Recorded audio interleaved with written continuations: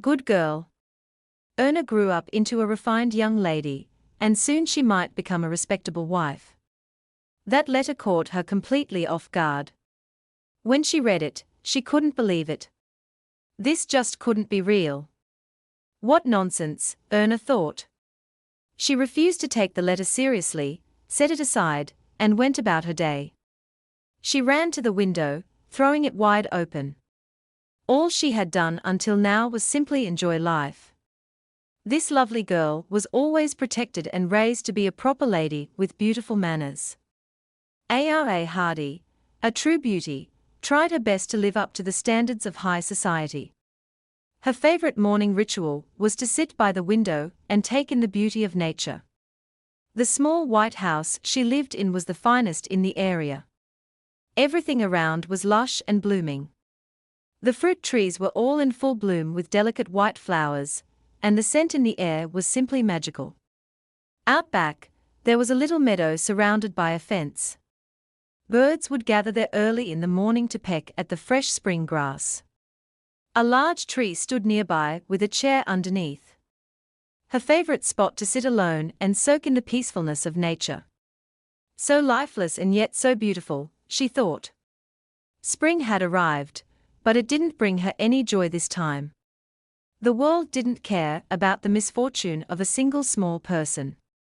She had lost her loved ones, suffered so much pain, yet spring still came and replaced the winter. Speaking to her grandfather in her thoughts, she wondered if it was silly to complain about her fate. After all, nothing could be changed. The world was always full of wonder, untouched by human sorrow. Still, reality felt bitter and unfair to her. She had to protect this home and her grandmother no matter what. Then she heard someone calling her name and knew she had to answer. It would be rude not to. Gravy was calling for her. It was time for lunch, and she needed to come to the dining room. AA replied politely, saying she'd hurry down. She had been raised to be obedient and grateful to those who cared for her. Respect for others came first, so she didn't hesitate. Before going down for lunch, she had to make herself presentable. She ran to the mirror, but what she saw in it deeply upset her. She patted her cheeks with her hands and tried to calm herself. It's okay, she told herself. Everything will be fine. I just have to pull myself together. There has to be some solution. She decided to get that unpleasant letter out of sight. Opening the drawer, she placed it at the very bottom. While she still had a little time, she chose to forget about it. Maybe things would resolve themselves without her having to step in. The morning started like always.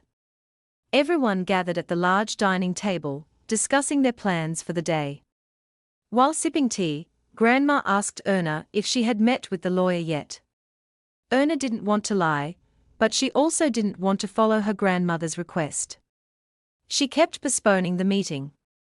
She didn't really want to see the lawyer at all. She hadn't met with him yet, but she promised she would sometime this week. All right, Grandma said gently and asked her to handle it personally. There must be some way to solve this. Arena reassured her that they would definitely find a way out. Grandma didn't have to worry. She wanted to apologize. The truth was, she had already met with the lawyer. The Bowden family's only property was a small country estate. Her grandfather, Baron Bowden, had passed away just a month ago. The lawyer explained that under inheritance law, everything there had already belonged to someone else. The Baron's property could only be inherited by a male heir, and there were no sons in the Bowden family. That meant everything the Bowden family owned would likely go to Baron Bowden's nephew, Mr. Thomas Ben. Erna knew the inheritance laws well, but she still had hope. She didn't want to give up her only chance of staying in this home, but the lawyer had no suggestions. All Erna could do was try to appeal to Mr. Thomas's goodwill, but she knew her grandfather's nephew, and she understood that her chances were slim. Still, there was no other option. If they lost the house, her grandmother would have nowhere to go. That's why she had written Mr. Thomas Baden a letter pleading with him to show some compassion and not force them to leave their home. Now, she had just received his reply. Her hands trembled. What happened next would shape both her life and her grandmother's. AA had noticed how much worse her grandmother looked over the past month. It worried her deeply. She wanted to help her. Her condition had worsened since losing her husband, and now she might lose the only home they had left. Everything her grandfather had built and saved over the years wouldn't go to his wife or granddaughter, but by law to his nephew, Thomas. Grandma was already struggling to cope with the loss. Ira just couldn't bring herself to tell her about the letter. She quickly tried to change the subject and decided to wash the dishes left over from lunch. Today, Gray had baked a lot of delicious cookies so Grandma could rest and enjoy her tea with sweet treats. Erna believed she was grown up enough to handle problems. She just didn't know how yet. As she scrubbed dishes, her mind kept spinning, trying to find a way out. She knew all too well that this lovely little house would soon belong to Mr. Thomas Ben. He'd probably want to sell it. And the land that had belonged to her grandfather, if only he had outright refused in his letter, it might have hurt less. But instead he expressed sympathy for her loss, claimed he understood how she must be feeling, and then said he couldn't possibly allow her grandmother to stay until the end of her days. Yet, he did offer something. If Erna agreed to marry him, he would consider allowing Mrs. Bowden to stay. But Erna knew what this was. He was playing on their desperation. He knew they had no other choice, nowhere else to go. Erna couldn't hold back her emotions and washed the dishes in frustration. She told Mrs. Grave that the dishes were all done, and she was going to take a short break. She'd be back soon. Lost in thought, she hadn't even noticed how fast she'd finished the chores, went to her favorite spot under the tree, sat in the chair, and finally let herself cry alone. She really didn't want to cry over such a jerk. But her heart felt heavier than ever before, and she just couldn't hold it in. Her relatives were in a tough spot, yet Thomas had the nerve to write things like that. He was old enough to be her father, for crying out loud. The word father sparked a new idea in her mind. Something that might be a way to fix their problems quickly. Father. The word kept spinning around in Ara's head. She had to think it all through. There was no room for mistakes now. And then she remembered. Yes, father. There was a simple way to solve everything. Erna shot up from this chair and ran straight to the little house. Wasting time now could cost her big time. A massive castle stood on the riverbank, breathtaking in its beauty. You could stare at it forever. Living there must have been pure comfort. It was, after all, the very best. A wide river flowed just beyond the castle's fence, the main one in the region. Local officials and the sports center would often organize speed rowing competitions there. These events usually kicked off in the early morning, and the yelling kept the castle residents from getting any sleep. With his hands over his ears, he tried to get a little more sleep, but the shouting was so loud it was almost impossible. He tossed and turned in bed, getting more irritated. From spring until the first cold days, those races happened practically every day. He thought the rowers were total lunatics. Maybe it was just the season messing with them. But why did they have to disturb people who didn't even care about the sport? The annoyed young man found the sport loud and pointless. What was the deal with cramming into a narrow boat and paddling like crazy? He didn't get it. Bjorn Nestor was the Prince of Lichon. He was always in a bad mood when his rest was interrupted. And today was no different. Pulling back the curtain, he watched the rowers go all out trying to beat each other. Sure, it was admirable. He had nothing against sports, but why so early in the freaking morning? It was great the aristocrats' kids had something to do, but he just couldn't wrap his head around the appeal of sitting squished together in a narrow boat. If they had that much energy, why not go out with girls instead? The prince grabbed the bell he always used to summon the servants. Draping his fine robe over his flawless body, he waited for the servant to show up. He had some questions. A few minutes later, the servant appeared at the door and politely asked what His Highness needed. The prince wanted to know why he had to listen to all that racket under his very own roof. And from the crack of dawn, no less. The servant apologized, but he couldn't stop it. The city of Schwerin already issued a permit. Apparently, it was even louder this year, probably because more teams had joined, but whatever. Leonid Nestor was going to win anyway. These fools could try all they wanted, but it wouldn't change the outcome. The servant asked if the prince might want to move to another bedroom, but the prince wasn't interested. He just asked for breakfast and some fruit to be brought to the balcony. While waiting for breakfast, he had time to take a bath and freshen up a bit. The guy felt exhausted and sleep-deprived, hoping a relaxing soak would help him pull himself together. He still wanted to sleep, but the noise outside was only getting worse, and he was getting more and more annoyed.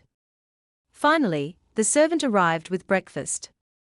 The prince settled on the balcony, trying to calm down and enjoy the spring morning. Everything was turning green and starting to bloom.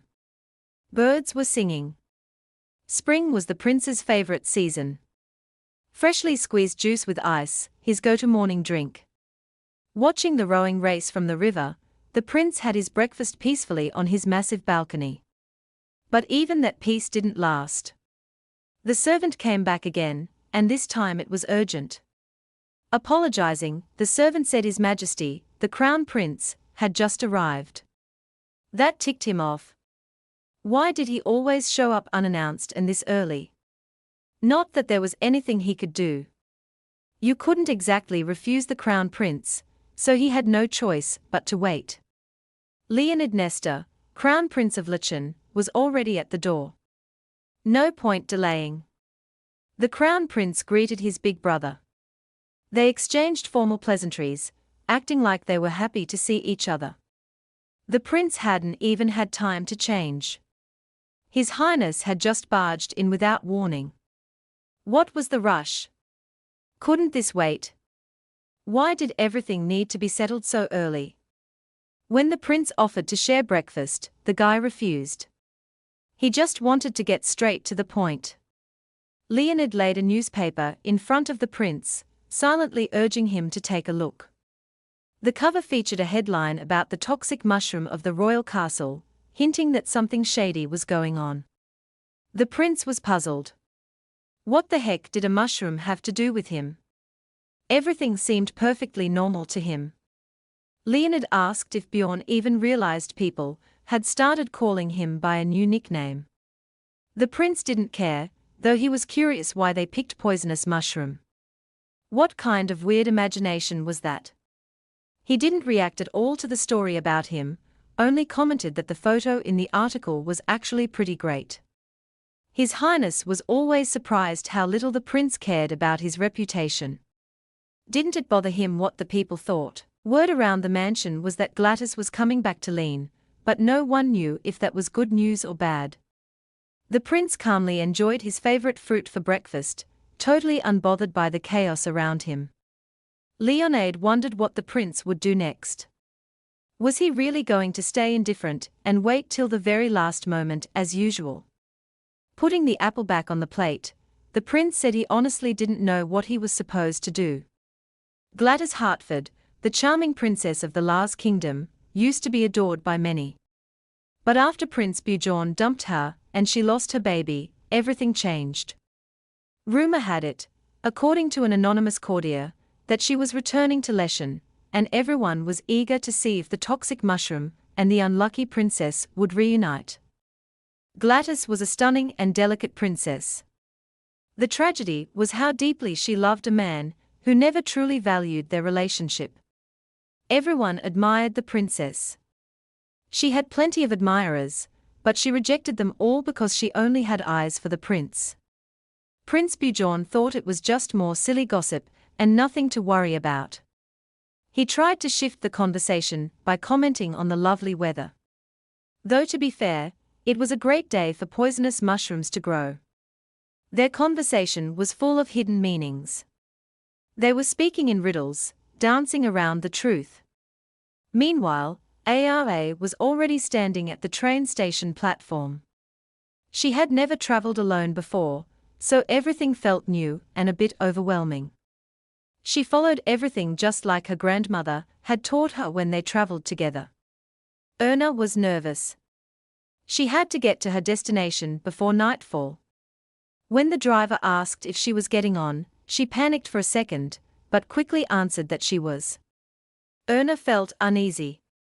She wasn't behaving like a proper lady should, but she didn't want to worry her grandmother, so she pushed through. Her grandmother had probably already found the letter. Ara knew she owed her an apology for leaving like that without saying goodbye. She didn't have the courage to say it face to face, but Erna had to meet her father. She knew her grandmother would rather go bankrupt than ask a man like him for help. As awful as it felt to contact him, Ara had no other choice if she wanted to resolve the issue with the house and her grandfather's inheritance. It would be her first time seeing him since her mother died. It had been 11 years. Their relationship was always strained, and now they barely spoke at all. It was very likely he'd slam the door in her face and refuse to help. But if she didn't try, she'd be forced to marry her grandfather's much older nephew. Right now, her father was her last chance, and she couldn't afford to ignore it. As scared and uncomfortable as she felt, she had to stay strong. To show her grandmother she was grown up and ready to handle big problems, the driver noticed her hesitation and snapped, telling her to move aside if she wasn't getting on. Stop standing there looking like you're headed to a party. Arena rushed forward, saying she was getting on. Don't stress out. I've got this. She added, she had to accept her fate. The world didn't care about one little girl's struggle. Her destiny belonged only to her, and she had to face it head on. If her fate was hanging by a single thread of hope, she had to hold on to it and follow wherever it led. No way her father would just kick her out right away. He was still her dad. He had a duty to help. But she was terrified. What if he wouldn't even listen? Back at the mansion, the prince kept sipping his tea, though his mood hadn't improved. He tried to shake the tiredness, but nothing helped. He still felt groggy, too drained to make decisions or plan anything. He just decided to deal with it later. The girl was clearly upset. She knew Prince Bjorn wasn't listening. What annoyed her most was how good he looked, even like this. Resting his head on his hand, the prince pretended to listen, but kept shutting his eyes. He was dying to sleep. He just couldn't focus. Exhaustion and lack of sleep were winning. No surprise. He'd gotten home at sunrise and barely slept. Maybe he wasn't listening on purpose. Maybe he just didn't want to answer her questions. That was typical of him, but she still needed answers. She slid the newspaper toward him again and asked whether any of what was written was true. From the prince's expression and mood, the girl knew she wasn't getting anything out of him today. Prince Bjorn closed his eyes again, trying to sneak in a few more minutes of rest, clearly ignoring her. She was furious. For a second, she even wanted to slap him, but her manner stopped her. She'd already called his name several times, but it looked like he had fallen asleep again. Another sign of how little he respected her. He opened his eyes again, silently, hoping the girl would leave him alone and stop asking annoying questions. She was a stunning woman. It wasn't even noon yet, and she had already traveled from the capital to Schwerin, and she looked flawless, dressed to perfection. Tired of waiting, she pointed to the exact part of the article he needed to read. Prince Bjorn reluctantly grabbed the paper and started reading from wherever he wanted. According to a court insider who chose to remain anonymous, their relationship was anything but ordinary. Forgiving such shameless behavior wasn't wise. But everything pointed to Gladys softening toward him again. All signs suggested this summer in Lashan's high society would be scorching. He didn't even know what to say. Whatever he told her, she wouldn't take it the way he meant it. So, he just kept sipping his tea, ignoring her emotional outburst, even though she demanded a clear answer. His silence would have annoyed anyone, especially a girl who hated seeing tabloid stories about him. She couldn't believe it. Why didn't he even try to explain? Normally, even if he lied, he'd at least try to calm her down. If he didn't want to talk, then she would have to make a final decision herself, even if that meant breaking up. But again, the prince didn't react. He just stared at her, as if the fate of their relationship was entirely her responsibility. She couldn't see any reason to keep this going. She had hoped she'd be engaged by the end of spring. She waited for him to say something, anything. But the man just kept drinking his tea like she wasn't even there. The prince believed things should go exactly as fate had written. If she decided something, there was no point in changing it. Elegant enough with just the right hint of boldness. She was fun to be around, easy to enjoy. The prince knew he could always come back to this relationship. But that was before she got angry over the article and barged in early in the morning, full of accusations. Miss Perez could now consider herself free. But she wasn't sure if she could truly be happy, especially when it all started in such a careless, unwanted way. "What did you just say?" she snapped. How could he say something so offensive without even thinking about how it might hurt her dignity? But he didn't know how to respond.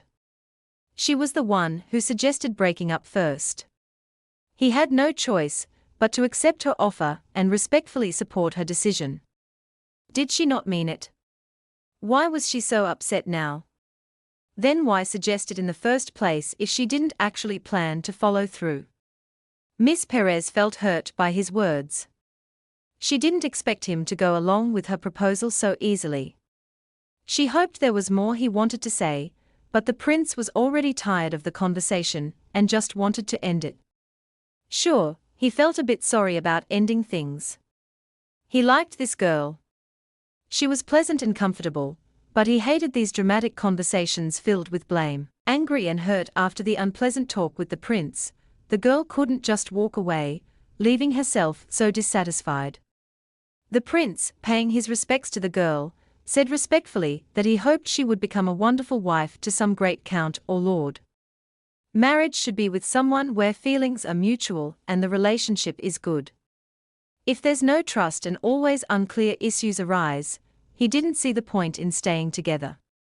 She didn't want the breakup, because she was deeply in love with the prince and didn't want to be without him. The prince was tired of all the talks, and wanted to go to his room and finally get some sleep.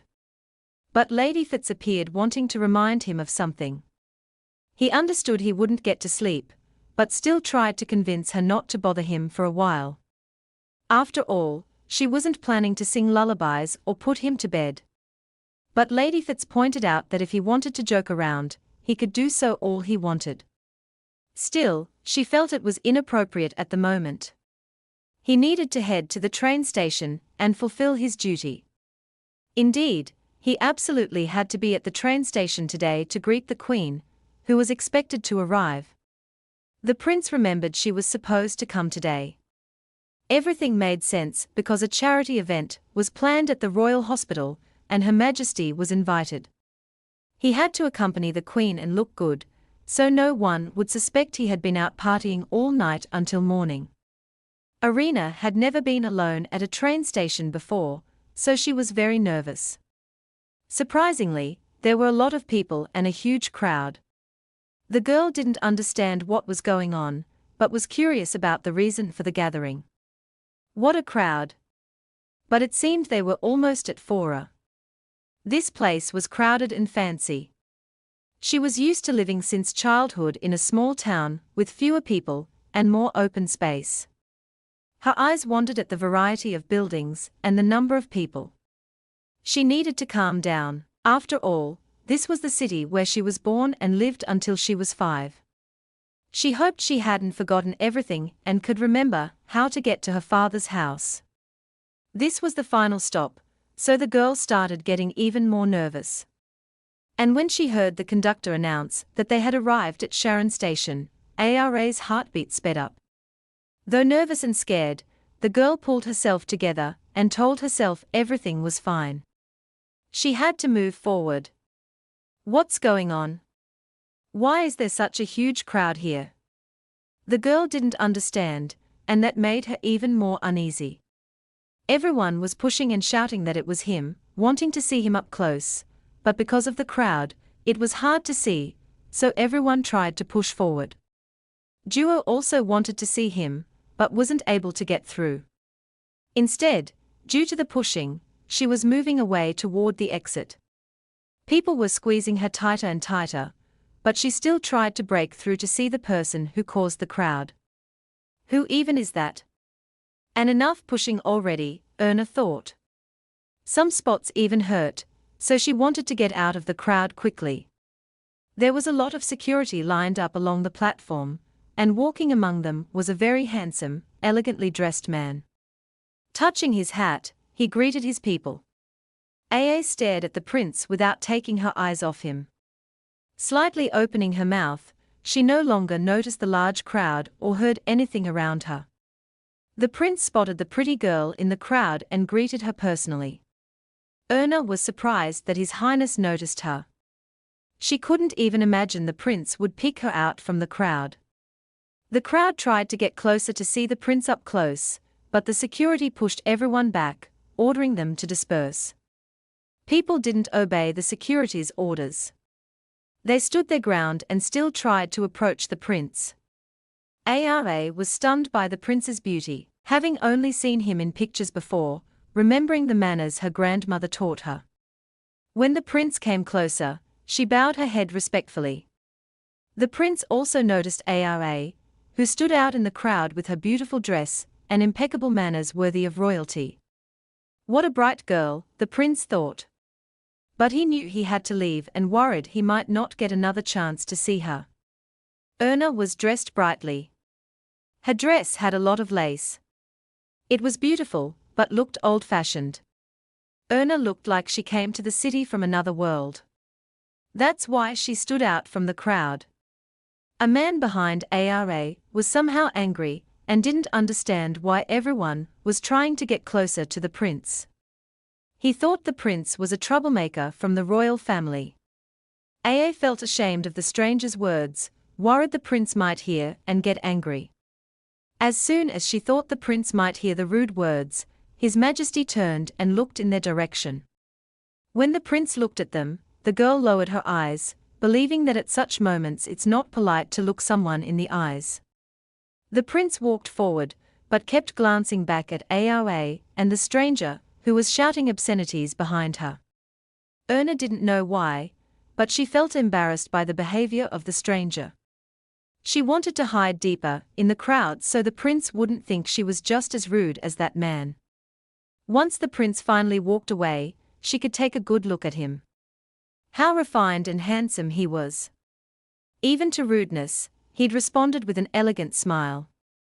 Erna was struck by the gentlemanly manners of this man she had only heard about in her grandparents' stories. The stranger, on the other hand, was terrified. The prince's look made it clear he wouldn't tolerate such behavior toward him. His heart was pounding so hard it felt like it might jump out of his chest. Arena began to worry. The unplanned meeting with the prince had left her flustered, and now she had no idea where to go. Everything felt so confusing. The sun was nearly gone, and she still couldn't figure out how to get to her father's house. Then she spotted a large fountain ahead. She thought she should sit by it for a moment and rest. She hadn't expected the journey to be so tiring, but she knew she had to reach her father's house before dark. Sitting by the fountain, she gazed at the huge mansion across from her. She couldn't imagine living in such a place. She had always thought her little home was the best. She smiled bitterly and reluctantly agreed with her grandmother's words. Life wasn't easy, and you had to be strong and push through to the end. She glanced down at her muslin dress and realized it was beautiful, but it made her stand out in the crowd. It was her best dress sewn by her grandmother. She always wore it for big celebrations to look festive. Ara hadn't planned to dress up for her father on purpose, but she knew she needed to keep her dignity, look modest yet elegant, and behave like a true lady. Even though she came from the Hardy family, her manners came from her grandmother Boden, who had taught her that a lady's behavior must always be flawless.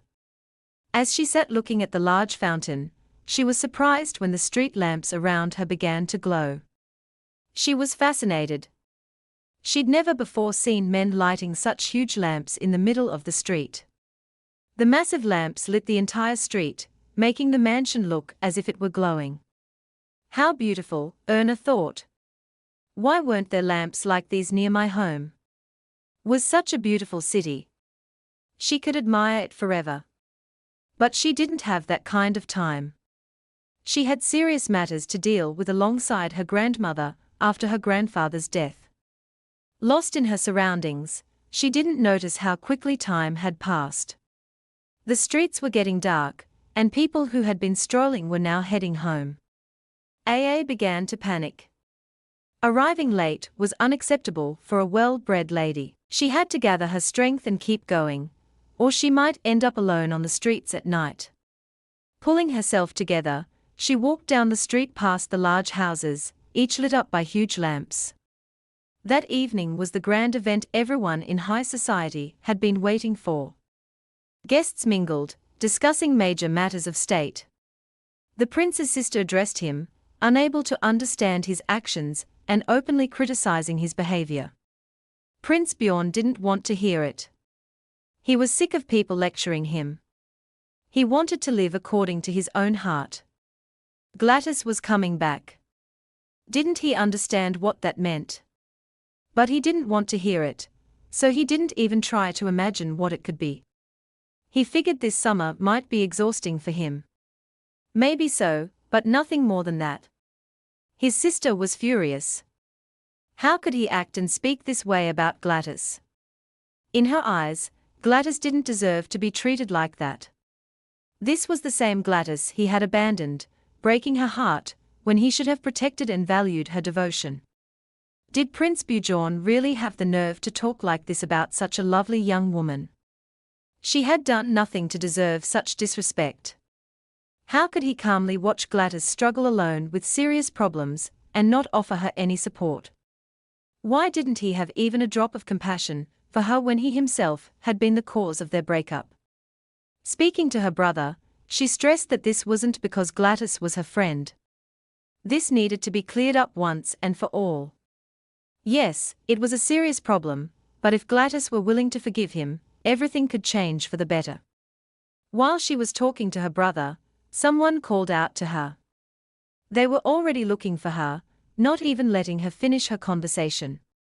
With a smile, the prince told his sister it seemed her husband had been looking for her, so why not go and join him right away? Duke Heiner was the legal husband of Prince Bjorn's sister, and he had been searching for his wife. He needed her to complete his image at the social event. After listening to so many lectures from so many people, the prince was tired of it all and decided to slip away to a quiet SPO. Spotting the prince, Duke Heiner greeted him warmly. He felt it would be improper not to pay respect to such an important member of the royal family. Noticing the prince heading in another direction, one of the men tried to let him know they were on the balcony and he could join them there. The prince couldn't refuse, so he headed toward the balcony, though he didn't want to. These kinds of conversations always drained him. Once he reached his friends, he noticed one of the men looked very upset, so he asked what had happened. The count, smiling, explained that the man had made a bad investment in foreign bonds, which turned out to be a scam. Thanks to His Highness, at least the man had survived. It was about the ship that was supposed to launch in a few days. The moment they returned, they learned there had been no real investment. It was a huge con. They had thought money would pour in from foreign banks. At that moment, he'd wanted to punch the man, but he couldn't. He was of the royal family. In the end, the man stayed afloat thanks to him. The company he had been advised to invest in ended up bringing in a large profit. But the prince noted this was only because of the count's talent for begging for help. The count took it as a compliment. After all, the prince's favor was already a gift. The prince truly had an unusual skill with money. An ordinary person couldn't have everything at once. Enough about success, said the man standing nearby. Others had suffered losses too, and they needed to catch the swindler and punish him at all costs. Viscount Hardy had lost nearly all his fortune, and in such situations one could even lose their life. The prince was surprised. Viscount Hardy had also fallen for the scam. Had there really been someone foolish enough to trust strangers and risk his entire fortune? Looking down from the balcony, they saw a huge flower bed full of lilies of the valley. The prince was surprised to see these flowers under his estate. They had never been there before. Gladys once had a huge bouquet of lilies of the valley. It seemed that was when they became fashionable, so they planted them all over the estate grounds. For some reason, he suddenly remembered the girl he'd seen at the train station. That girl in the ridiculous dress he had noticed at the station stuck in his mind because of her unusual appearance. On her head was a huge hat decorated with various flowers, many of them lilies of the valley. Her entire look was steeped in old-fashioned style, but it was all tastefully matched. Erna, holding the slip of paper with the address in front of her face, finally found the house where her father lived. She was overjoyed. After all, she could have easily gotten lost in such a big place in the middle of the night. But thanks to her persistence, she now stood before the estate's entrance. "It's fine. I can do this," she told herself. She had nothing to fear. This was her father's home. After taking a moment to gather her courage, Erna was about to knock on the manor's door. For the first time, she noticed her small, delicate hand trembling from nervousness. The lady of the house wondered what he intended to do with her. This Ara Hardy. She didn't like the idea, and the guest was both unexpected and unwelcome. Bowing his head, her father didn't know how to react to his daughter's appearance. He hadn't expected to see Ara after such a long time. The night before, the servants had informed him that his daughter had arrived. The man grew angry, pretending not to understand what daughter they were talking about so no one would say too much. How could he have a daughter? Maybe it was a scam, and how dare they try something like that? Aa had guessed her father might react this way, but she still hoped everything would turn out well and that he would help her. Standing before her father, she felt awkward and hurt to hear that he didn't even want to acknowledge her. But when he looked at her closely, he recognized her right away. She was grown now and bore a striking resemblance to her mother. Erna immediately tried to explain the purpose of her visit. She wanted him to help her save the Bowden house. The master's wife was against her husband speaking with his daughter. She asked what he planned to do. He replied that she shouldn't worry. He intended to send EA back home. Did he really think she'd just leave like that? She had shown up in the middle of the night demanding something they didn't even understand. They were already on the verge of bankruptcy. If they gave her money, they'd be ruined even sooner. He reassured his wife there was no need to be so concerned. He planned to send her home immediately. He already had a pounding headache from his own problems. And now his daughter, whom he hadn't spoken to in years, had shown up demanding money. He thought she had neither shame nor decency, just like the Bowden family she came from. On the doorstep stood a very beautiful girl, who greeted her father politely with a smile. Her father looked at his daughter with tears welling in his eyes. His wife was surprised and didn't understand what was going on with him. Before him stood his grown daughter, though he remembered her only as a little girl. Looking at her, he realized she was a beauty, just like her mother. She had a slender figure and delicate facial features. She had grown into a beauty in her own right, and had managed to maintain that on her own. If she were properly dressed up, she'd look even better. She could even be compared to Princess Gladys, whom everyone praised so much. And Anna wouldn't lose to her in beauty. The father didn't know what to do with his daughter, but he needed time to think it over. So, he invited Erna to sit at the table with them and join the meal. Erna didn't understand what this meant. While his wife was furious, making it clear she disapproved of Erna's presence. The father urgently needed to speak with his wife. It was an important conversation, one that would affect the honor of the Hardy clan. The wife didn't understand what had gotten into her husband and expected an explanation. Everyone warmly welcomed the prince, who arrived in his luxurious carriage. The prince greeted Lady Fitz warmly. She had been waiting for him at the entrance. Lady Fitz remarked that the prince had returned quite early, but he disagreed, disliking how she always fussed over him. She immediately told him that an invitation from the royal castle had been delivered to the estate. The prince was surprised and asked Lady Fitz again if she was sure she wasn't mistaken, and what exactly this invitation was about. The king himself had ordered that the prince attend the kingdom's founding day celebration. If he didn't show up, the servants of the estate would be blamed. Bjorn didn't like this at all. It felt less like an invitation and more like a threat. Lady Fitz didn't see it that way. And if he had misunderstood something, she was very sorry.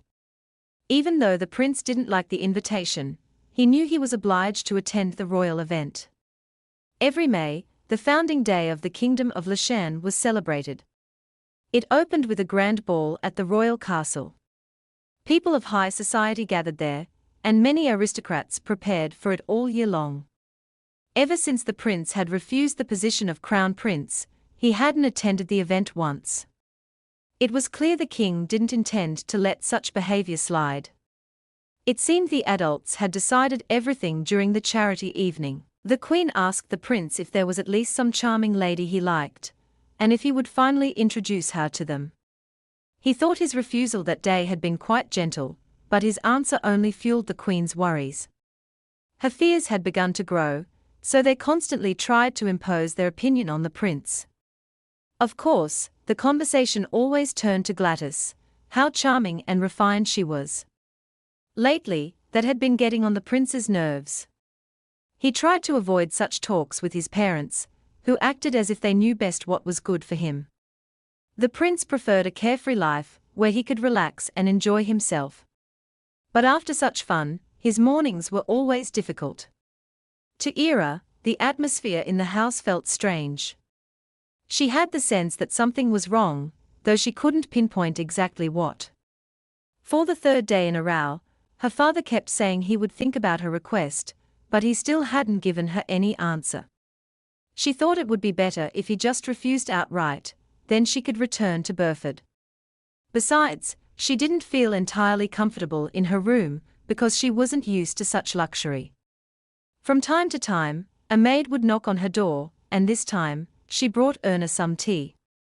The maid once again reminded the lady not to address her so formally as you. Erna still couldn't get used to the fact that she could speak to someone as if she were of higher status, but she promised she would try. Good, the maid agreed, saying Erna should treat her a bit more casually. Erna thanked the maid for her care. She wanted to chat with her since she hadn't met anyone her age for a very long time. Not since Pavel.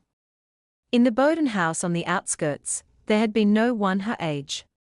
The only one was a boy named Pavel, but he had left Burford to enroll at university, and she hadn't seen him since. By the way, he managed to get into the Royal Academy of Arts in Schwerin. Erna enjoyed talking to the maid, Lisa, who at first glance seemed very sweet and friendly. Ara asked how far the Royal Academy of Arts was from the estate. Lisa wasn't sure, but said that by stagecoach it would be about 5 stops. The maid wondered if Ara wanted to meet her old acquaintance, but said she was only curious. She considered it impolite to show up without an invitation. Still, She was very curious about how much Pavel had changed and whether she could recognize him right away. Then came the moment when Anna was told that the master had been looking for her all over the house. Unexpectedly, her father started the conversation with pleasantries, calling her his lovely and charming daughter. His wife looked calm, also greeting the girl with a smile. Her father had never called her his charming daughter before. So, this surprised Erna very much. She still expected that he would finally tell her his decision. He apologized to his daughter for not speaking to her, and for not visiting her all this time. He said he considered her a poor girl who had been deprived of a father's attention and who, after losing her mother at an early age, had been raised by her grandparents.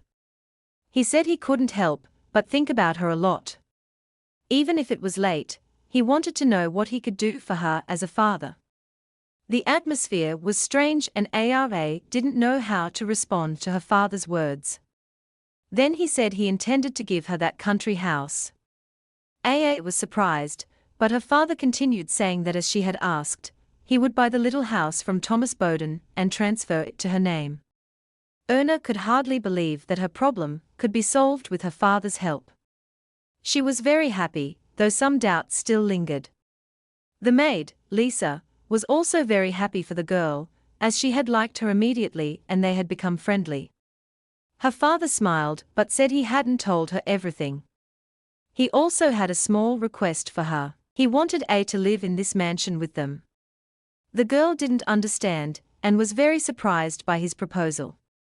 She immediately wanted to ask why, thinking she would only be in the way, but she couldn't bring herself to say it aloud. Her father clarified that it wouldn't be forever, just for 1 year. He said he wanted to live at least 1 year as a true family. If she didn't refuse him this joy, he would be very pleased. He couldn't leave her alone in that house until she reached marriageable age. Brenda, his wife, also gladly agreed to help. She thought it would be good for Ara to live in Shubarin, experience high society, and make new acquaintances. Brenda was a true aristocrat, and could do everything to turn a simple country girl into an elegant beauty. I hesitated since living for a whole year in her father's mansion would be no easy trial. And to experience high society. She had never even thought about that and didn't know how to act. Her father's facial expressions seemed sincere, showing he truly wanted to help her. She realized it would be difficult, but it was only for 1 year. She thought it wasn't a bad offer. Agreed to her father's proposal. She couldn't allow the Bowden's house to be taken away.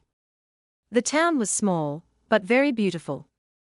Residents strolled and chatted with each other. The men were discussing the horse races. Today they had been excellent and John's horse had been the winner. No one had ever seen him lose. But since the prince wasn't interested in races, why not sell the horse? Many people wanted to buy it. He was first in line. The prince truly didn't care about races, but he would never sell this horse. Just because he wasn't interested didn't mean he should get rid of it. He would never sell it because it was his personal horse. Everyone knew that. But it wasn't as if the horse were his beloved woman.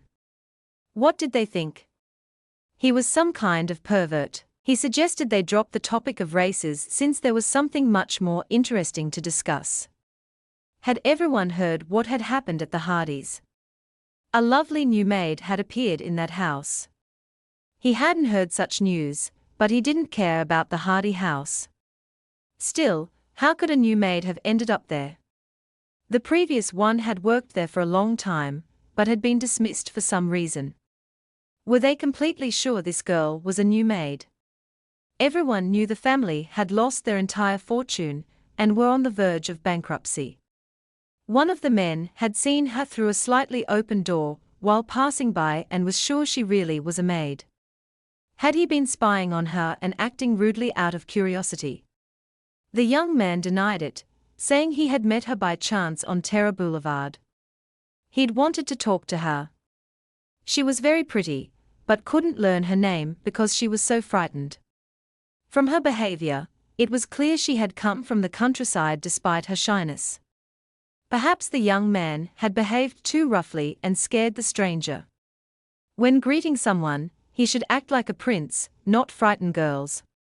Prince Bjorn didn't like the conversation, thought they were talking nonsense, and got up to leave. Recently, the hearty name had been on everyone's lips. Was there really nothing else to discuss besides that family's troubles? The prince mulled over his friends' conversation, unable to understand their curiosity about all these problems. At the Hardy house, life was buzzing with new emotions, and news about the new resident spread quickly. Everyone wanted to know who the sweet girl was to the owners. Madame assured her that the girl was very beautiful and if she saw her, she'd understand what she meant, but she insisted the girl should be an educated lady. Countess Victoria Maya. Otherwise, she would be wasting her time, and that was what she hated most. A legendary figure at social gatherings in Leshan, the Countess was born to a Korean American baron and rose to her current status very quickly. Her father became more successful when his daughter married into a family of descendants from great and well-known lineages. Count Victoria was undoubtedly the best queen in high society. The girls she educated always made excellent marriages. Mothers with daughters would come to her home, even from far away. To get to the countess, one had to search everywhere and use every possible connection, even through strangers.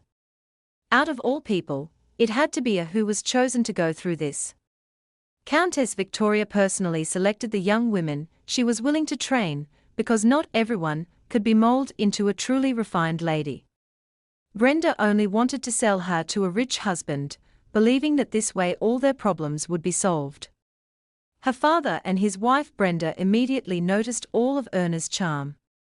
This girl belonged to the highest quality, and so they quickly came up with a plan to use her for their own benefit. The father believed that when his daughter appeared at their doorstep, luck itself had fallen into their hands.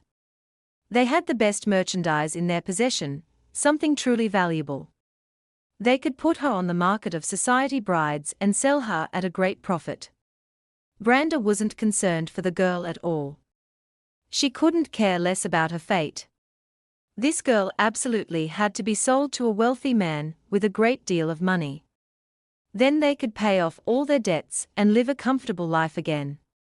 Was her husband really so cruel as to decide to use his own daughter as a change coin?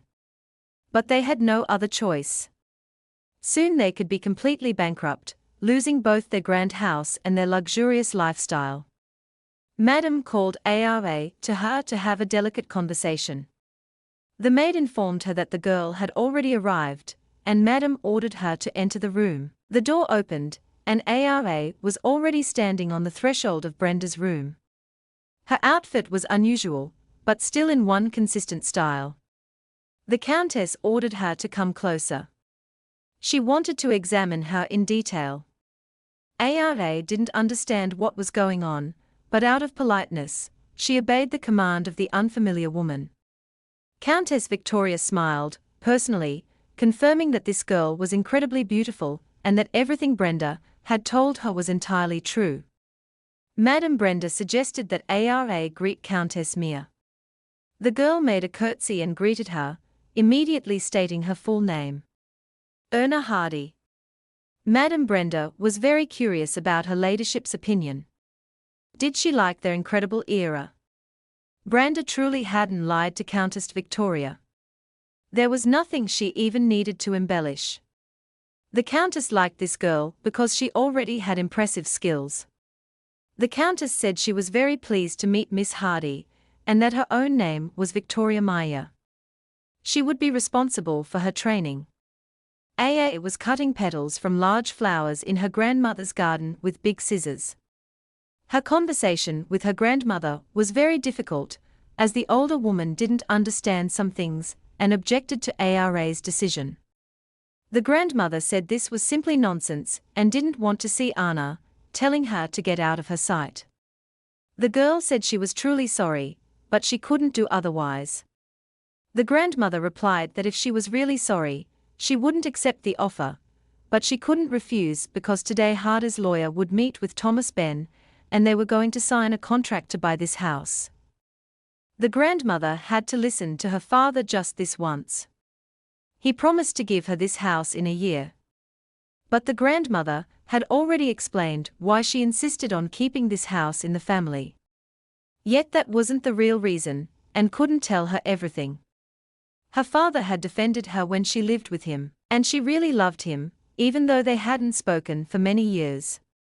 The grandmother was surprised. Could her granddaughter really love her father, who had ignored her and taken no part in her upbringing? Could she seriously have decided to live for a whole year in her father's house? Did she really want this, and would she be happy there? The grandmother no longer wanted to speak with her granddaughter, and suggested she leave, saying she wanted to be alone. I was very worried after talking with her grandmother. She was sure she was doing everything to save their home, but for some reason her grandmother was against her intentions. Maid Lisa brought her afternoon tea and asked if she'd like to drink it now, but was feeling down and didn't want to do anything. Ara agreed to have tea, but didn't want to drink it alone, so she invited the maid to join her. The tea was wonderfully aromatic, filling the room with a floral scent and soothing herbs. Lisa said that Earl Grey tea was simply amazing. Erna liked it too, so she drank it with pleasure. The maid noticed that Miss Erna already looked more content, and asked her to join her for tea again sometime.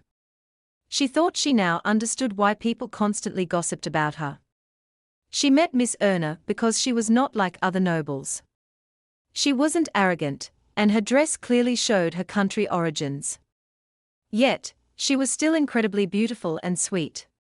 She had never seen anyone like her before, a noblewoman who was polite and kind. The maid asked what that pretty thing was behind her. Had she made it herself? She asked permission to take a closer look. Erna gladly allowed it, pleased to receive positive feedback on her work. The maid was amazed. It was so beautiful, like holding a real flower in her hands. Miss Erna was truly skilled. Ara was happy, so she offered the maid to keep the flower for herself if she liked it so much. The maid refused. She couldn't accept such a gift from Miss Erna, but the girl reassured her, saying it was just a small trifle, and she shouldn't worry. It would look lovely if pinned to a hat or worn as a brooch. The maid didn't know how to thank Erna and promised to treasure it. The maid then suggested they take a walk around the estate together. The girl was surprised as she hadn't planned on going anywhere. She wanted to show her many beautiful places, as thanks for the gift. She was sure Schwerin still felt new and strange to her. She insisted and offered to bring a parasol in hat. First, the maid suggested going to the city park where there was much beauty unfamiliar to Ara's eye. Then they went to the port where many ships were docked. The maid suggested also visiting the large fountain, which she considered the best place to sit quietly and relax. They walked down the street with the largest number of hotels in Schwerin. The tea room in this restaurant was very popular. They could visit it later and watch a tea ceremony from inside. While walking along the city's main street, Erna noticed an elegant man she thought she had seen before. And the man seemed to sense her intense gaze and slowed down slightly to glance back at her. AA remembered seeing him at the train station, and he too had looked at her very intently. The maid wanted to quickly get the young lady away, knowing that the prince didn't appreciate such excessive attention, which could easily lead to his displeasure. She understood the prince was very handsome and knew exactly how she felt, but she had no right to do anything about it. It was strictly forbidden. It was completely unacceptable. Even looking at him was not allowed. Despite his good looks, he was a bad person at heart. Erna was surprised.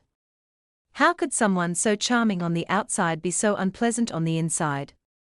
The maid also got caught staring at the prince, momentarily forgetting what she had intended to say. Everyone around referred to him as a poisonous mushroom. Missa must remember, if you eat a toadstool, you will surely die. The countess and madam had prepared a beautiful dress for one that would perfectly highlight her beauty and the elegance of her figure. When went to change, everyone waited anxiously to see the result of their efforts on her appearance. For the first time, she was going to debut in a luxurious gown with bare shoulders. The dress had a very deep neckline. Perhaps something more modest would have been better. Maybe even a simpler dress for her first public appearance. Perhaps if a young lady debuted in society at 20 years old wearing the same modest dress as some others, it would be truly worth seeing. Madame grew angry and told the Countess to think about what she was saying. But the Countess disagreed, insisting she was telling the truth. Wearing this outfit would draw a lot of attention. Besides, the gown itself cost a fortune. Either way, she herself was not one of the simple kind. Madame immediately called for the maid, who rushed in to help. She was ordered to make Ara wear the dress by any means necessary. If she refused, Madame threatened to fire the maid immediately. The prince was not thrilled about attending this high society reception either, but he understood that he absolutely had to be there. The valet helped him put on his finest cuff-links, which he didn't like wearing at all. Such formal attire felt uncomfortable, and he thought it made him look like an old lord. Even though he didn't want to go, he had accepted the invitation and planned not to stay there for long. The prince was almost ready to leave for the reception. Just a few final touches to complete his look. His Highness was informed that everything was prepared and he could relax, knowing he looked incredibly handsome and manly. The prince's appearance was impeccable, but he still lacked a good mood and a smile on his handsome face. Fortunately, thanks to him, the prince's castle servants were spared His Majesty's scolding. The ball was about to start, and the prince needed to hurry. Was he running late? The prince hadn't even noticed. He never rushed anywhere, but being late was not usually his style. The coachman asked if he should pray for at least one delay on the road. He felt bad, but perhaps it was all his fault. One had to foresee unpleasant situations and avoid them in advance. Was he implying that now he was responsible for carriage accidents caused by other people? If he hadn't missed their mansion in the capital, this surely wouldn't have happened, though Erna's father thought otherwise. While her father and Bra argued, Erna sat in the carriage feeling very uneasy. She was uncomfortable in the dress, as she had never worn anything like it before. She simply didn't want to attend the ball with them, especially in such an outfit that would draw everyone's eyes to her. She thought appearing in front of people dressed like that was improper. It was far too revealing and didn't suit her image at all. Erna didn't want to trouble Lisa, so she had no choice but to put on the dress. In truth, she wished she could just disappear at that very moment. The carriage had already arrived at the king's castle. She had no choice but to gather herself and fulfill her father's and Bran's request. As she tried to step out of the carriage, her body trembled with nerves. She could barely stand on her feet and found it hard to walk in heels. Erna stood at the entrance to the king's castle. Covering her bare shoulders with a shawl, she couldn't bring herself to walk into the ballroom. They were met at the castle by Countess Victoria, who was furious about their lateness. It was unacceptable to arrive late to such an event as the king's reception. Madame Branda tried to explain that they had run into trouble on the way to the castle and were forced to wait for help. The countess asked what had happened, and Madame explained that Erna had refused to wear the dress and wouldn't go to the ball without a shawl. Countess Victoria grabbed her by the hand and pulled her toward the castle, muttering about why the girl couldn't just do as she was told. Erna asked the countess to wait a moment, but this only made her angrier. She had already waited far too long, and the presentation of the debutantes for the year had already ended. Even the king had arrived on time. How could they shamelessly be so late? Holding a hand, Countess Victoria asked the court attendants to announce their arrival at the ball. After clarifying the details, the attendants announced that representatives of Viscount Hardy's family had entered the ballroom. The countess immediately noticed how nervous Erna was. She was trembling and unable to hide her fear. After a short wait, the grand ballroom doors opened. Erna saw the large crowd inside, all watching to see who would walk through those doors. AA entered first, followed by Countess Victoria. She closed her eyes, thinking it would be easier if she didn't have to see all those people.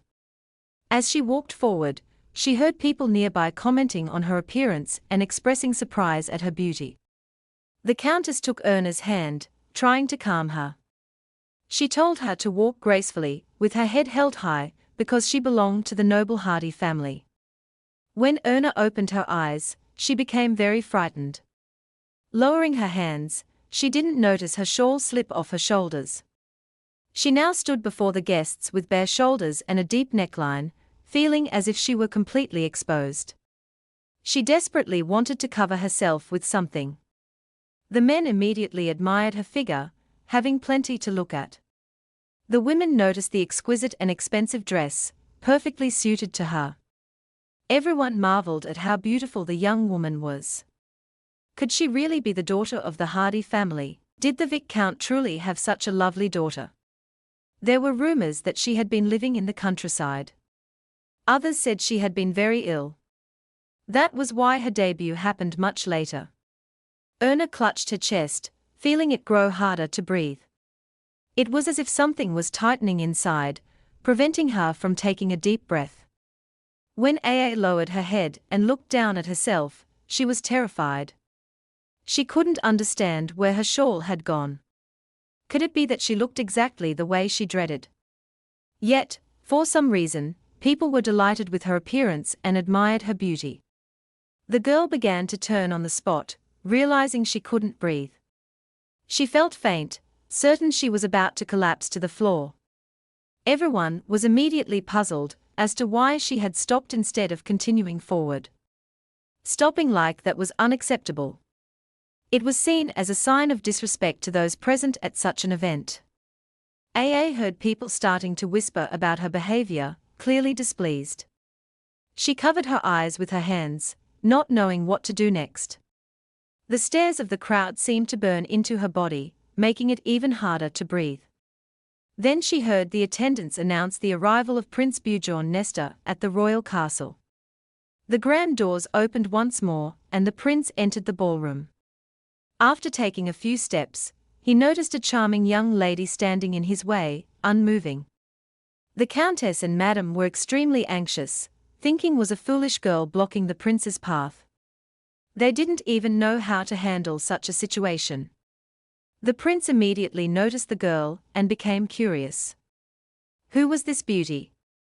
And why was she still standing here, refusing to yield to him? AA remained in the prince's way without moving an inch.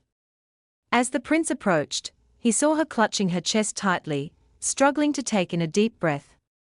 No one tried to help her. They simply stood by, watching as she nearly lost consciousness. Without thinking twice, the prince decided to help the unknown beauty and extended his hand to her. When he took her hand, she suddenly leaned against him. He caught her, trying to keep her from falling to the floor. Resting her head against the prince, Ara began to cry heavily. He felt her trembling, barely able to stand. The young man didn't know what to do, so he held her tightly. He couldn't just leave her in the middle of the hall, exposed to everyone's judgment. The prince realized she was struggling to breathe, yet no one else seemed in a hurry to help her. Leaning into him, Ara tried to take in as much air as she could, but her head began to spin. After calming down a little, she raised her eyes and saw the very same handsome prince she was forbidden to approach, or even look at. Erna was so frightened that she began to tremble even more, again, unable to take a deep breath. The prince studied her more closely, thinking he had seen her before, though he couldn't recall where. They stood in the middle of the ballroom, with everyone quietly watching to see what would happen next. The prince stood still, unsure of what to do, but wanting to help the frightened girl, who was feeling unwell from fear. He noticed that when he was close to her, she breathed more calmly, filling her lungs with air. The girl didn't resist, pressing herself tightly to his chest. The prince didn't understand what was happening to him, for he too felt nervous and unsettled, but whenever he tried to step away, the girl began to breathe heavily again, gasping for air with her mouth wide open. For a while, they stood in the middle of the banquet hall. Everyone watching as the girl, overwhelmed with fear, struggled to breathe and nearly fainted. The prince tried to distract her, drawing her attention to something less distressing. Erna felt ashamed and embarrassed, apologizing to the prince for her rudeness and timidity. The prince listened intently to the charming girl, unable to take his eyes off her. She was delicate and attractive, and he liked the way she seemed frightened and in need of protection. Perhaps His Majesty was quite surprised to find such a revealingly dressed girl clinging to him. From the crowd, he heard someone apologizing on her behalf, though he didn't even notice who it was. Countess Victoria approached the prince, sincerely apologizing for Miss Hardy, explaining that the girl had made a big mistake out of nervousness. The prince turned to see Countess Victoria, and suddenly everything became clear to him. This meant the young lady had secured the support of the best matchmaker in Lean. That explained her revealing dress and flustered demeanor. Mrs. Maya had used the prince to draw attention to the girl. Perhaps it was her strategy. But how could she have known the prince would be late? And if it wasn't strategy, how could she explain what happened? If Ara was feeling better now, why not dance? After all, this was the girl's debutante ball, had no desire to do so, and she was certainly not in the condition to dance as Countess Victoria commanded. The Countess was intrigued. She liked it when a beautiful girl had a spirited character. Holding her fan, Countess Victoria lifted chin so she would look her in the eye. She respected refusals to dance, but tried to keep them to a minimum, believing that elegance and mystery were key ways for a young lady to draw attention to herself. But in this case, dancing could defend the honor of the Bowden family, who had raised Miss Hardy for so long. Or perhaps Ara did not agree with the Countess's words. Aa thought about it. The honor of the Bowdens was important to her. She was willing to dance for that reason alone, even though she wanted to run away right now. 1, 2, 3. She had to force herself to do it, for she was a true lady of Bowden. Closing her eyes, she counted in her head. Then she noticed her rescuer, the prince, speaking with another young man she had never seen before. At first glance, it seemed they were discussing something very important, paying no attention to those around them. When Ara looked more closely, she realized they were the famous twin princes, Prince Bjorn and Crown Prince Leonid. Outwardly, they looked alike, but the impression they gave was completely different. Leonid was an upright, disciplined soldier, while Prince Bjorn appeared so relaxed, it seemed he was just out for a stroll, not attending a formal ball. Arena had also seen this man at the railway station. She had found him incredibly handsome, though he looked stern and unapproachable, and in front of the hotel, the man she had seen then turned out to be Prince Bjorn, the one it was forbidden to approach, or even look at. Could this be the same poisonous mushroom everyone feared and avoided? Yet standing beside him, Erna didn't understand why. He had behaved with dignity and courtesy toward her. The girl watched as her rescuer spoke with the other prince, yet still stole glances in her direction, observing her. While the young men talked, Ara quietly observed them. But when she noticed them both glance toward her at the same time, she grew nervous. A nervous panic attack began to seize her. She didn't know what to do with herself. She was so agitated. Her breathing grew difficult again, and she clutched at her chest. Prince Leonid looked at Ara and asked his brother if this was truly Hardy's daughter, and whether he was really not connected to her in any way. If His Highness wished, there could certainly be a relationship between them. The young men spoke loudly enough for Ara to hear their entire conversation. With each phrase from the prince's lips, she blushed deeper, unsure where to hide from embarrassment. Prince Bjorn suggested to Lean that he go and invite the charming young lady to dance. Surely, she would not refuse the crown prince. Leonid didn't see the point, wondering if his brother thought she had caught his interest. He assumed his brother was worried the girl who interested him might be romantically involved with his brother. But Lean didn't care. He simply wanted to know if anything had happened that he was unaware of. If Prince Bjorn had not known the Hardy family and Mrs. Maya, he would have been bewitched by such angelic beauty. She had managed to make a flawless, stunning appearance, even breaking into a cold sweat. She had drawn attention with her bold image and now played the part of an innocent, unfortunate lady. He couldn't imagine what fool would fall for this act, but it certainly wouldn't be him. In any case, this problem did not concern him. The night was moonlight, though most of the sky was covered with clouds. The king had long thought it was time for Prince Bjorn to marry, though he had no idea what bride to suggest to him. Whatever he thought about it, the king believed that now was the perfect time for marriage. He wanted to hear the queen's opinion on the matter. The queen felt that His Majesty probably did not know his son very well at all. Did he really expect Bjorn to obey him without question? Most likely not. The queen had once asked him if he had a woman he liked, and the prince had replied in a very rude manner, asking if one divorce had not been enough for them. Yes, the king knew very well what was going on with this young man and the life he had chosen, so persuading him to marry again was nearly impossible. Prince Bjorn cared nothing for power, having even renounced his right to the throne and divorced his wife. If the prince had made up his mind, changing it would be almost impossible. Trying to persuade him was so difficult it was hardly worth the effort. Still, no matter how much the king pondered the situation, he could find no solution. In his view, the marriage had to be one he himself wanted to arrange, not one they would be forced into. The mother knew her son well, fully understanding that the problem was simply that Prince Bjorn would never want it. Perhaps they should accept this fact. But could it be that this lady had nothing to do with their son, Bjorn? The queen asked Leonid, who replied that she did not. The queen asked the king whether he liked the girl. He could not say that he liked her, but he would be glad of any young woman who could warm Bjorn's heart. The queen knew what the king was thinking. He considered Miss Hardy far preferable to Lady Gladys. The king need not worry, for their son, Bjorn would never again be united with Miss Gladys. No matter how stunning Gladys looked, the prince had no fondness for her at all. The next day, Gladys arrived at Bjorn's palace unannounced, hoping to draw attention to herself and regain the prince's favor. When the young man saw his ex-wife, Gladys, whom he had not expected to encounter, he was very surprised and to some extent even irritated. Lady Fitz understood the prince's feelings and apologized to His Highness, but Gladys refused to listen. The prince was not offended.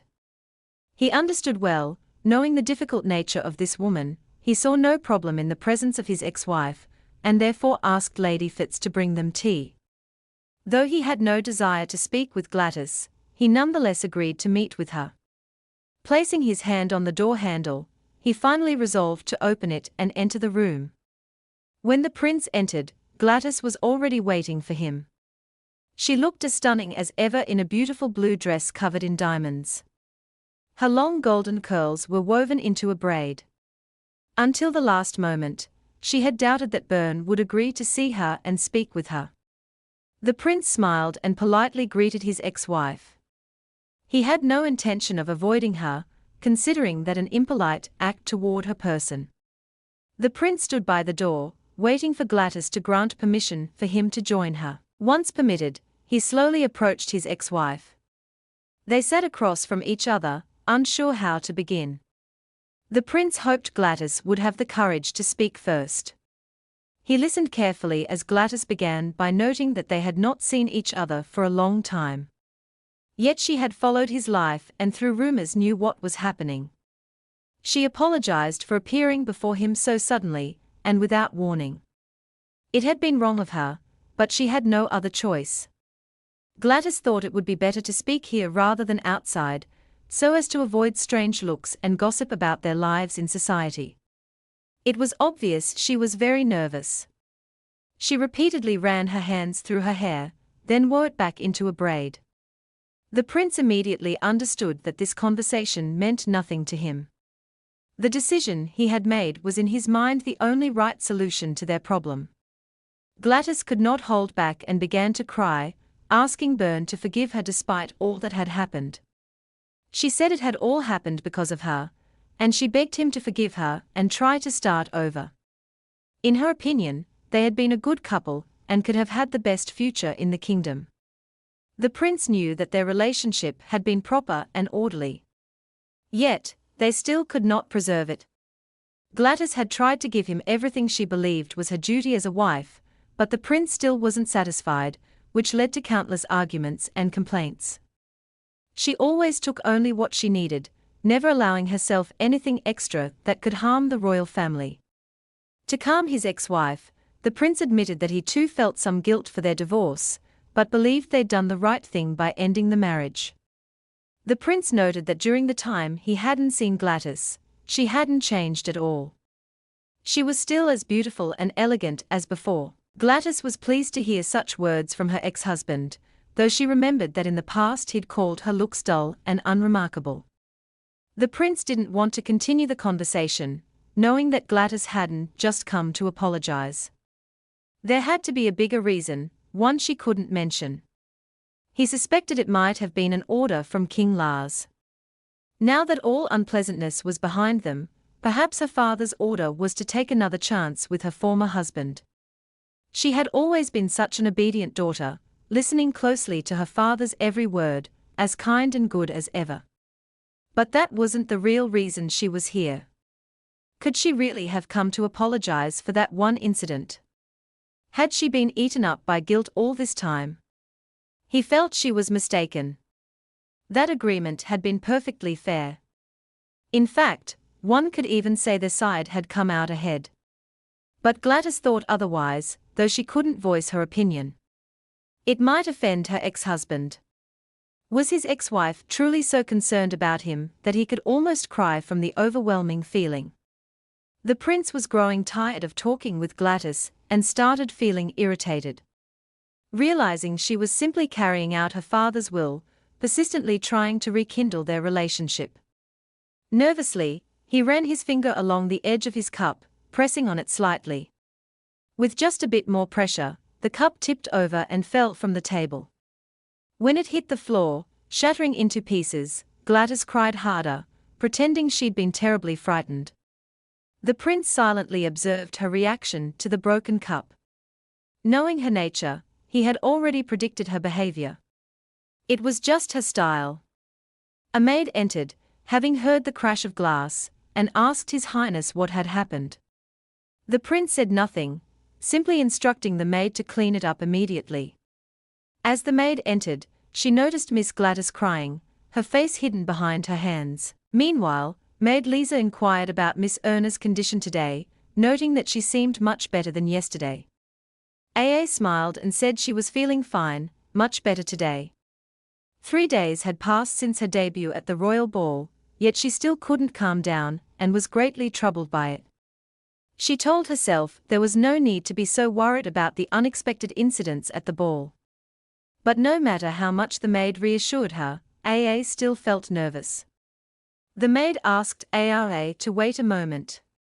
She had many interesting things to share, even stories the public didn't gossip about. Then she brought in a huge box filled with printed materials.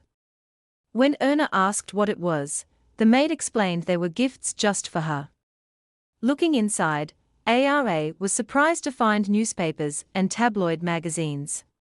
The maid added that from now on, ARA should read them to learn all about high society. I was surprised. Could one really learn about society from such publications? But the maid insisted that there was nothing better for understanding the upper class since these pages were full of the latest news. If any newspaper clippings of the prince's photos were missing, it was because other maids had cut them out to admire his looks without breaking the law. The maid wanted ARA to distract herself from her troubling thoughts and read something both interesting and useful. While the maid sorted through the huge number of bouquets and letters ARA had received,